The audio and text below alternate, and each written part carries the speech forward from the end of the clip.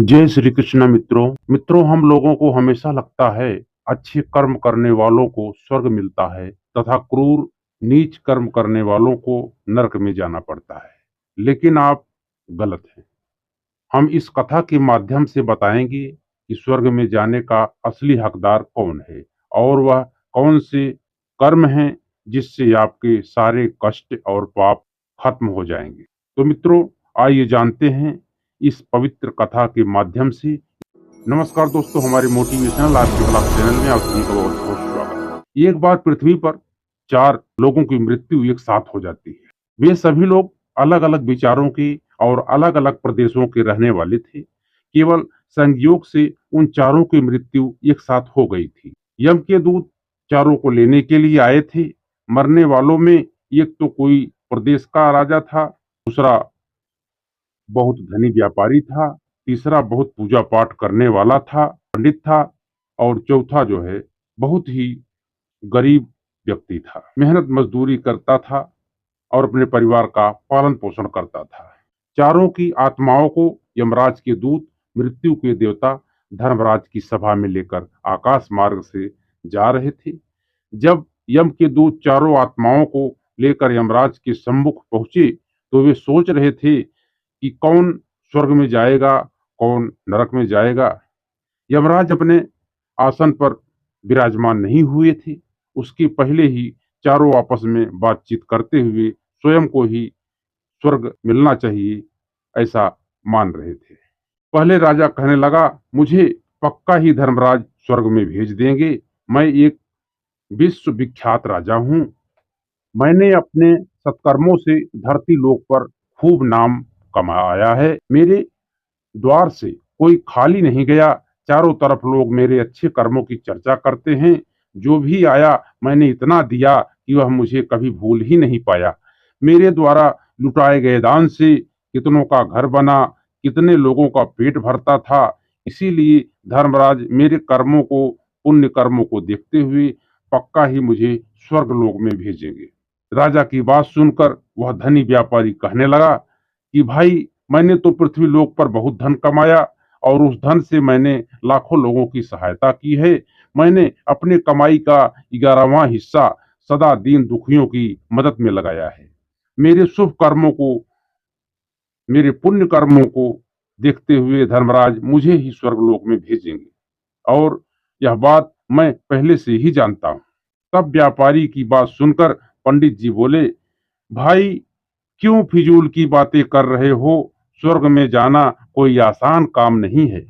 स्वर्ग में जाने के लिए दान के साथ साथ पूजा पाठ भी करना पड़ता है। इसीलिए स्वर्ग में प्रस्थान तो मैं ही करूंगा, क्योंकि मैंने अपने जीवन में बहुत पूजा पाठ किया है। मेरा पूरा समय भगवान की आराधना व पूजा पाठ में ही बीता है। इसीलिए धर्मराज मेरे लिए ही स्वर्ग का दरवाजा खोलेंगे। मैं इस बात को अच्छी तरह से जानता हूँ। जब इस प्रकार से तीनों ने अपनी अपनी बातें कही और अपने अपने विचार रखे, तो वह तीनों उस चौथे व्यक्ति मजदूर की तरफ देखने लगे कि अब यह क्या कहता है, यह कोई पुण्य कार्य किया है कि नहीं, कहीं यह दूसरे के अधीन रहकर मजदूरी करके पूरा जीवन बिता तो नहीं दिया। इन सब की पूरी बातें सुनते हुए, नजरें झुकाए हुए वह मजदूर खड़ा और सुनता रहा, और वे तीनों अपनी अपनी प्रशंसा के पुल बांधे जा रहे थे। तभी धर्मराज चित्रगुप्त के साथ सभा में हाजिर होते हैं। चित्रगुप्त के हाथों में एक मोटी सी किताब थी जिसमें समस्त प्राणियों के लेखा जोखा लिखा हुआ था। धर्मराज अपने आसन पर विराजमान होते हैं। उसके बाद चित्रगुप्त राजा को अपने पास बुलाते हैं और पूछने लगे कि धरती पर तुम तो बहुत विख्यात राजा थे। तुमने अपने जीवन में कौन कौन से शुभ कर्म किए हैं? कितने लोगों को दुख दिया है और कितने लोगों का भला किया है? तब मैं अपनी पुस्तक में देखकर फैसला करूंगा कि आप स्वर्ग में जाने के अधिकारी हैं कि नरक में जाने के। तब राजा बड़े गर्व के साथ बताता है अपने कर्मों को। राजा कहता है, हे भगवान, मैं एक बहुत बड़े राज्य का स्वामी था। मेरा राज्य बड़ा ही समृद्ध और खुशहाल था। मेरे राज्य में दीनहीन गरीब लोग बहुत ही कम थे। सब मेरी छत्र छाया में बड़े आनंद के साथ जीवन यापन कर रहे थे। मैंने अपने राज्य में कभी किसी को कोई चीज की कमी नहीं होने दी। मेरे यहाँ हर भूखे को भोजन मिलता था, लाखों मुहरे मैं दान में देता था। प्रजा के लोग मुझसे बड़े खुश रहते थे। दिन रात यही मेरे जीवन के अच्छे कर्म हैं। राजा की बात सुनकर चित्रगुप्त अपनी पुस्तक उठाई और उसमें देखकर बताया कि तुम जो कह रहे हो वह सर्वथा सत्य है। तुमने अपने प्रजा को बहुत सुख दिया है तथा इसके साथ साथ बहुत बड़ा अपराध भी किए हो। तुमने अपनी सीमा को बढ़ाने के लिए जितने युद्ध लड़े हैं उनमें हजारों लाखों सैनिकों ने अपनी जान गंवाई है। उन सबके मृत्यु के कारण तुम ही बने हो। उनके परिवारों को, उनके बच्चों को अनाथ करने वाले तुम हो। उनकी स्त्रियों को विधवा बनाने वाले तुम ही हो। उनकी माँ की गोद भी सूनी करने वाले तुम ही हो। तुमने अपने ही हजारों सैनिकों को बहुत दुख दिए हो।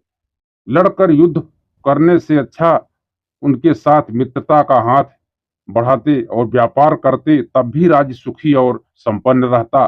तुमने अपनी प्रजा को नहीं, सैनिकों को सुखी बनाया है, इसीलिए तुम स्वर्ग के अधिकारी नहीं हो।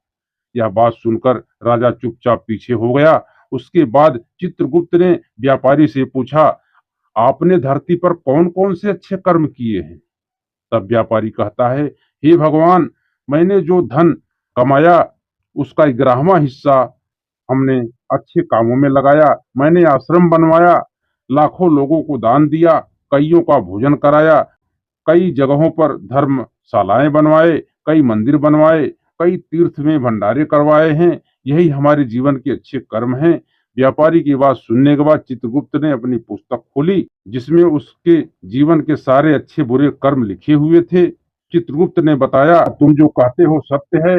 तुमने धरती पर खूब दान पुण्य किया है, लेकिन तुमने जो दान धर्म किया है वह सब झूठ बोलकर, कई चीजों को मिलावट करके, नकली चीज को असली बताकर बेचा है। कितने व्यापारियों को रास्ते से हटाया है। तुम्हारे इन कर्मों से अनजाने में कितने लोग बीमार होकर मर गए, कितनों ने आत्महत्या कर ली, कितनों की मेहनत का पैसा तुम्हारे पास चला आया।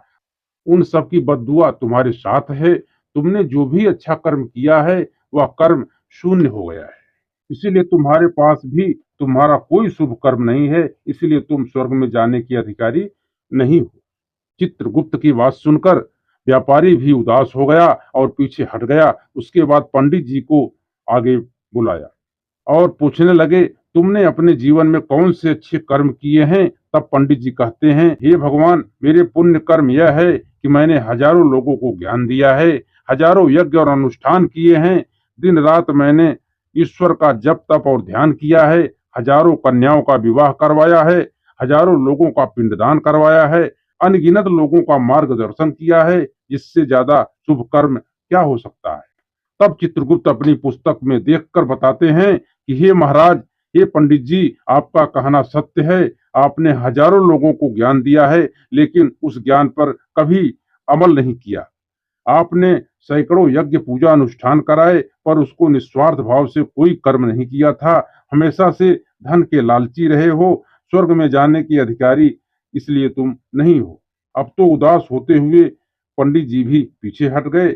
बचा केवल मजदूर। वह मजदूर यह सब देखकर बड़ा हैरान था कि अब तक वह जिसे इतना महान समझ रहा था, उनमें से कोई भी स्वर्ग का अधिकारी नहीं रहा, तो मैं कैसे स्वर्ग में जा सकता हूँ? मुझे तो स्वर्ग की कल्पना भी नहीं करनी चाहिए, क्योंकि मैं तो कभी पूजा पाठ जप तप करने के लायक भी नहीं था, तो शुभ कर्म कहाँ से करता? मैं तो मेहनत मजदूरी करके सारे जीवन अपने परिवार का भरण पोषण करता रहा। वह मजदूर यह सब बात सोच ही रहा था, इतने में चित्रगुप्त भी आवाज लगा दिए और उससे पूछा। किंतु वो मजदूर पहले से ही कहने लगा, भगवान, मैंने धरती पर एक गरीब के घर में जन्म लिया था। दान हवन पूजा पाठ करने के मैं लायक भी नहीं था, तो मैं शुभ काम कैसे करता? मैं तो परिवार का भरण पोषण करता हूँ। मैं जानता हूँ भगवान, मैं स्वर्ग में जाने का अधिकारी नहीं हूँ। मैंने धरती पर भी नर्क भोगा है और आगे भी नर्क में जाने की हैसियत है। किंतु हे प्रभु, यहाँ पर भी मेरी एक इच्छा है। मैं स्वर्ग में तो नहीं जा पाऊंगा, लेकिन मैं एक बार स्वर्ग को आंखों से छुपकर देखना चाहता हूँ। इससे अधिक मेरी कोई इच्छा नहीं, क्योंकि मेरा कोई कर्म ऐसा नहीं है जिससे मैं स्वर्ग में जा सकूँ। मज़दूरी के बाद लोगों की सेवा के लिए समय ही नहीं बच पाता था। बचा हुआ समय मैं अपने बूढ़ा माँ-बाप की सेवा में लगा देता था। यही मेरी दिनचर्या थी। मज़दूर की बात सुनकर चित्रगुप्त ने अपनी पुस्तक में देखकर पूछा, हे मानव, तुम ध्यान से सोच कर बताओ, तुमने कभी तो कोई शुभ कर्म किया होगा। तब उस मजदूर को याद आता है कि एक बार उसे बहुत तेज भूख लगी थी। वह रोटी खाने बैठा ही था, तभी वहां एक कमजोर कुत्ता टहलता हुआ आ गया। वह आकर मेरे सामने बैठ गया और रोटी को एक ही टक देखने लगा।